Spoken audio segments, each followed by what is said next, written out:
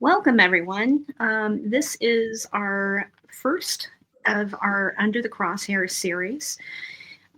This past week, you have seen a couple of our Under the Crosshairs series unfiltered from our Zodiac Theory members, Blake and Kim.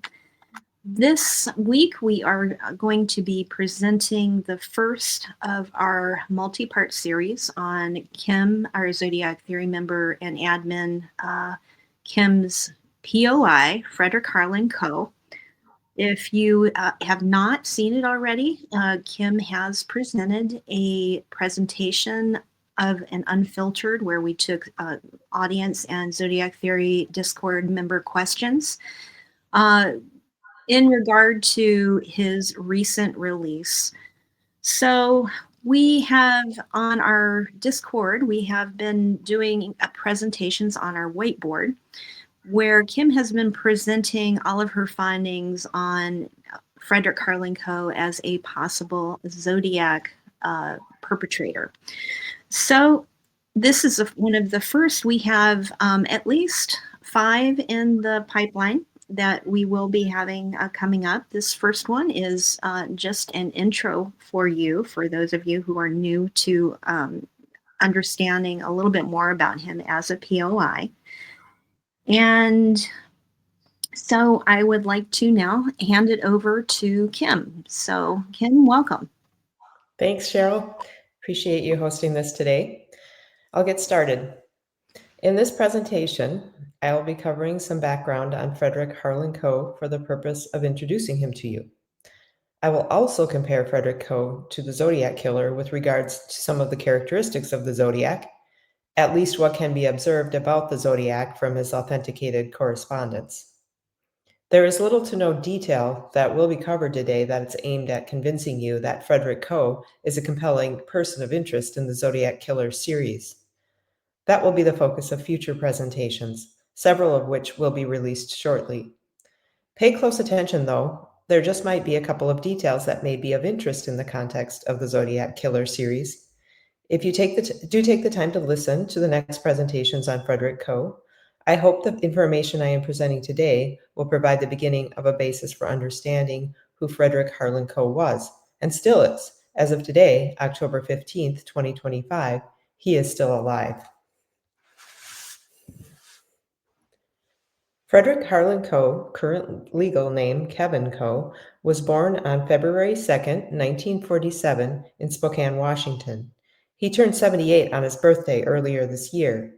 His ancestry, as traced back through several generations, is 100% derived from the British Isles. Frederick Coe's hair is brown, described in one source by his mother as reddish brown, and his eyes are blue. His height is reported as 6'0", 6'1", and 6'2" in various documents, though his friend says he was 5'11". I tend to believe his friend's report, as it is a matter of record that Coe was observed to be stretching while his height was being measured at the time he was arrested. His height varied somewhat during adulthood. His weight varied somewhat during adulthood as he would go through periods of rapid weight gain and loss, secondary to fasting and binging. Frederick Coe's birth parents were Gordon Harlan Coe and Ruth Enfield Coe. Gordon Coe was the city editor at the Spokane Chronicle while Frederick was growing up, and his mother was a housewife who volunteered for various charities, and she also taught charm and fashion classes. Frederick Coe had one sibling, a sister who was born in 1955 when he was 8 years old. When his sister arrived, Frederick was relocated to a bedroom in the attic, where his mother painted glitter on the ceiling to resemble stars. The Coe family resided on the South Hill in Spokane, an affluent section of town, and they would likely have been considered upper middle class for the times. The family attended the Episcopalian Church in Spokane.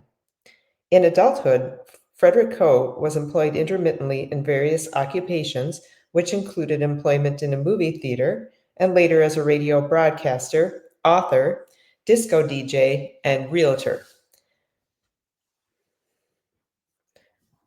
Frederick Coe lived in various places after the age of 18. Through the age of 18 and a little beyond, he was in Spokane, Washington. And then he went to San Francisco for a period of time. After that, LA. And then in the early 70s, he spent a significant amount of time in Las Vegas. And he also reports having lived in Phoenix and Reno. Frederick Coe's education included completion of high school and some college. In 1965, he graduated from Lewis and Clark High School and went on to attend Washington State University in Pullman, Washington in the fall of 1965, where both his father and paternal grandfather had attended, as well as other relatives. He would also attend Washington State University in the spring of 1966, but after that he withdrew, and in the fall of 1966 he enrolled at Gonzaga University. He did not complete that semester and transferred back to attend WSU again in the spring of 1967, but this time at the Extension campus in Spokane. Frederick Coe married for the first time on December 30th, 1972. His wife's name was Jennifer, and she had been previously married once. The marriage between Frederick and Jennifer lasted until their divorce was granted in July of 1976. Fred also married once during his incarceration, and this marriage lasted 2 years, from October of 1986 to October of 1988. Frederick Coe never had any biological children. Though it does seem at one point he desired to have children, his low sperm count prevented him from becoming a father. Frederick Coe was arrested on March 10, 1981, after a very prolific and high-density rape spree concentrated on the South Hill in Spokane, Washington. This rape spree ran from April of 1978 until his arrest in 1981. He was charged with multiple counts of rape. A July 1981 trial would result in a guilty verdict on 4 of 6 counts. This sentence was reversed in 1984 due to hypnosis of some of the victims, and he was released for several months while he was waiting for his second trial. This second trial ended in a guilty verdict on 3 of 4 charges in 1985, 2 of which were later thrown out. He was sentenced and ultimately served 25 years in the Washington State Prison in Walla Walla, Washington, for the single remaining rape conviction. At the end of his sentence, the state of Washington moved to have him civilly committed as a sexually violent predator. In a 2008 trial, he was found to be a sexually violent predator and was permanently committed to McNeil Island Special Commitment Center, where he has resided until just last month, September 2025, when it was decided he no longer met the definition of a sexually violent predator, as he was deemed in too poor health to be a risk to the public. Frederick Coe's mental abnormalities, as summarized in a report by Amy Phoenix, who evaluated him in advance of his civil commitment trial, is detailed here. He has been classified as having multiple paraphilias, in addition to a personality disorder with narcissistic and antisocial traits. Frederick Coe has been assessed using the revised Hare psychopathy checklist and has a factor 1 score of 15 and a factor 2 score of 13, though some who evaluated him felt this scoring tool underestimated the level of his psychopathy. As one psychoanalyst commented, Coe had a higher frustration toleration and better impulse control than the average sociopath. Frederick Coe also has a significant history of concussions, one requiring hospitalization, but there are some conflicting reports as to an exact count. Based on the data available on Frederick Coe, it is clear he is a match for all factor 1 traits. These traits are associated with genetics and personality, and the match of these traits with Coe formed the basis for his diagnosis of narcissistic personality disorder. Coe is a match to the Hare factor 2 traits as well, and it is these traits that align more closely with and are more predictive of criminality. Here are just a few photos of Frederick Coe. As you can see here, even in these few shots of him, his appearance varied significantly during his earlier adult years. On the right, we see him on the stand in trial, and then in the middle, that is close to the same period of time, and on the far left is his high school senior photo that is found in his high school yearbook. An intriguing comment here from Frederick Coe himself. This was excerpted from a letter written to a friend in 1982 after his arrest and conviction. The nature of my lifestyle included a high degree of mystery. This should cause anyone to wonder what mysteries Frederick Coe may still be hiding. He never confessed to any of the crimes he was charged with, and there are plenty of reasons to believe there were likely a whole lot more in his history that never came on the radar. The following video clip, excerpted from Zodiac Killer Behavioral Profiling, featuring Sharon Hagen, will set the stage for the remainder of the presentation today.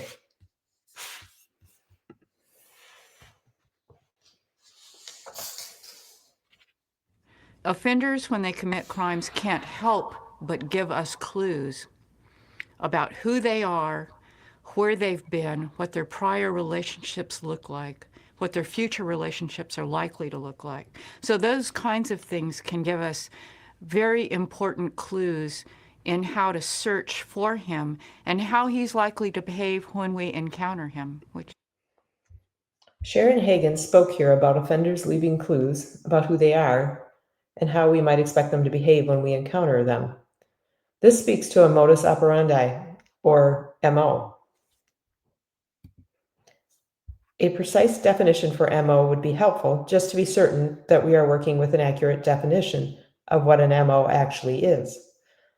A modus operandi is at its essence a way of operating or a manner of doing. This applies generally and not just in the context of a crime. We all have an MO, or manner of operating and doing. In the context of a crime spree, commonalities between the crimes can provide clues as to whether or not the crimes may be linked to a common offender, if they reflect a common way of operating. In order to consider whether Frederick Coe may be a person of interest in the Zodiac series, it would be worth comparing Frederick Coe's manner of operating to the Zodiac Killer's manner of operating to see if we find any similarities. From the evidence in the Zodiac series, we can find clues about the characteristics or manner of being exhibited by the Zodiac. It is very likely that we observe these same characteristics and behaviors in any individual who's proven to be the Zodiac Killer. The Zodiac Killer used a moniker, specifically the Zodiac, and it was one he assigned to himself. Frederick Coe, like the Zodiac, employed monikers as he went about his business. Here's one example from the cover of a book he self-published in the early 1970s under the name Superfry. Here also is a quote from his wife Jenny that was published in Jack Olson's book Son, the book he wrote about Frederick Coe in the hopes it would help people understand how Frederick Coe became the violent predator he was. Quote, "But there was so much she didn't understand about the man she loved. She'd always tended to be self-critical. Maybe their troubles had been as much her fault as his, and the two of them were natural partners after all. Coco and Jenny, Son and Sweetbird, Rick and Pookie. Then there was Ruth, old Barefax. Sooner or later, she would cut herself in on the deal. God, Jennifer thought, we're a cast of thousands. How will it ever work out?" In addition to a moniker, the Zodiac also employed a false persona that he spoke through in his communications, saying, "This is the Zodiac speaking," and he exploited this persona to terrorize the public and get his demands for publication met. There are many examples of Frederick Coe trying on personalities he borrowed from others and also changing his dress habits and manner of speaking and using these alternate personalities in an attempt to elevate himself in pursuit of his goals. One interesting quote from a friend of Coe's that was published in Jack Olson's book. "He's always shopping around for new personalities. I can remember 3 or 4. It was part of his problem." Frederick Coe took his cues from many books he used as inspiration to drive himself towards success and the achievement of his goals. Here is a list of the few of the books that Coe was known to have read.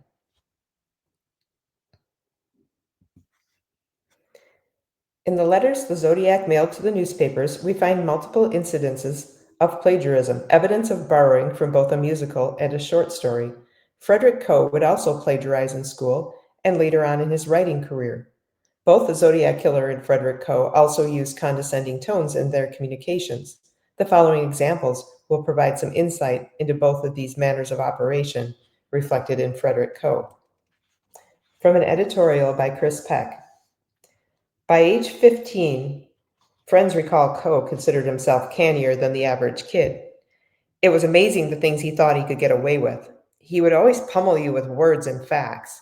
One classmate remembered he had the feeling he could convince you of anything. An old friend told a fitting story about Fred Coe. "I can remember in high school doing history reports," he said. "I was working in study hall for hours doing research. The last couple of days, Fred came in, whipped out the Encyclopedia Britannica, and started writing stuff down word for word. I remember him telling me I wasn't going to get anywhere in life. He said, "You aren't going to be a success because you didn't know how to play the game." And until his arrest, it seems no one knew how to put a stop to Frederick Harlan Coe's game. Statement from another friend of Coe's. He was a school editor in junior high at our school newspaper. It was a big junior high, and he wrote an essay one time, and he received kudos from all the teachers, his classmates, because of this extraordinary essay. And then he confided to me that that essay was all plagiarized, almost verbatim, from President Woodrow Wilson's 1913 inauguration speech to Congress.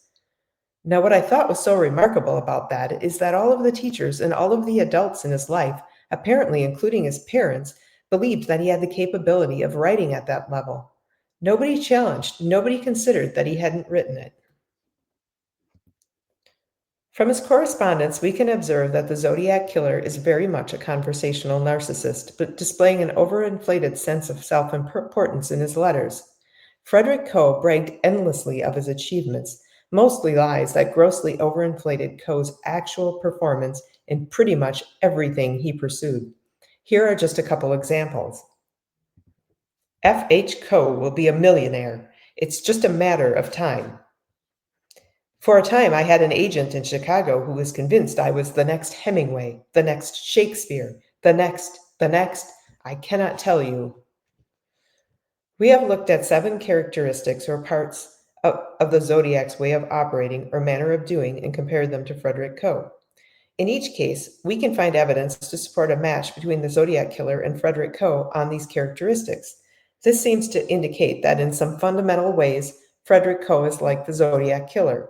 And this is of interest because we probably should not waste our time on digging more deeply into Frederick Coe's past and considering him as a potential person of interest in the Zodiac series if he were not like the Zodiac killer in these fundamental ways of operating.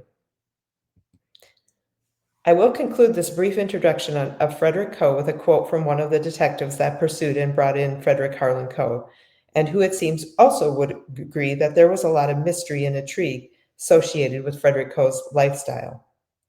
"What I would like to know is what all he has done," Allen said of Coe. "God, wouldn't that be a book? It just makes you want to shudder."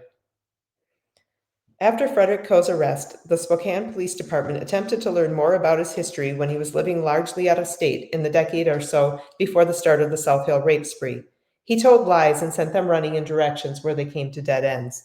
In the second presentation on Frederick Harlan Coe, I will delve into his timeline from 1965 to 1970, which encompasses the years leading into the start of the canonical Zodiac murders, the time when the Zodiac completed his assaults, and a period of time after to see what was going on in Frederick Coe's life before, during, and after the Zodiac murders in the San Francisco area. This concludes the introduction to Frederick Harlan Coe. Thank you for taking the time to listen.